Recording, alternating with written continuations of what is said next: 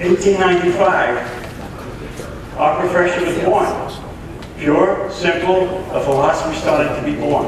Then came our teenage years from like 1961 to about 1979, okay? And we were just starting to, I guess we were becoming anti-medical at that time. I can remember, you know, we walk around and I remember, Reg, you remember the t-shirt, Stammer? You remember Stammer, Reg?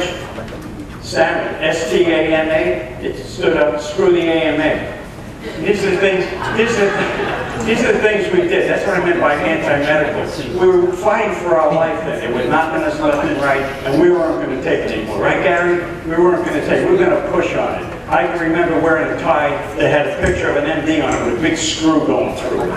This is what we were doing in our teenage years. Then we would go, Dick Plummer and I would go around with these bumper stickers, and we go around parking lots where they like ShopRite and all these places, and we were looking for MD plates on the car, and we put this bumper sticker on it that said "Another Family for Chiropractic Care."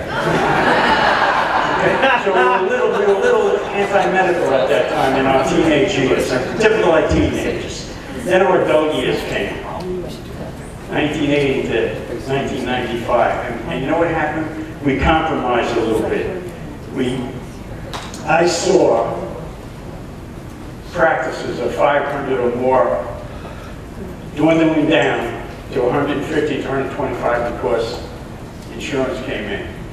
And these guys were making the same amount of money that they did when they saw 500 people. How dare you not give the service to chiropractic people for money in insurance companies? There's nothing wrong with making a living. They're good, but don't deny people chiropractic care. Don't you ever do that. It's going to take you higher than you can imagine, this chiropractic care. We have two ways we can go. We can reconnect with the purpose, or we can shrink with the dictates of society. That's the way it's going to go. One beams with passion and freedom, the others beams with death and bondage.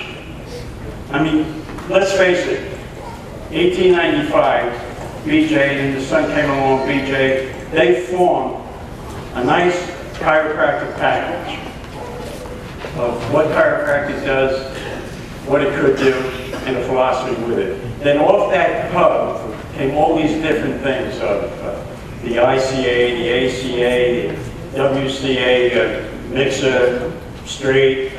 Now they're doing injectables. They want to do injectables in New Mexico. And the asinine thing that I heard in Florida, I understand, they want to give permission to give over-the-counter drugs.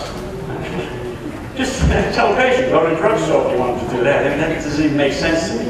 But you know what? On the outskirts of what chiropractic really is, you're being tolerated. When you know what chiropractic is and you're in the middle there, serving as a chiropractor from the right heart, right out to the people, you're respected. You know why you're respected? Because you're doing what you know is right to do. And if you can't respect yourself, you can't be respected. So get to that philosophy, understand what's happening here. We're sending out a lot of mixed signals to people by what we talk about.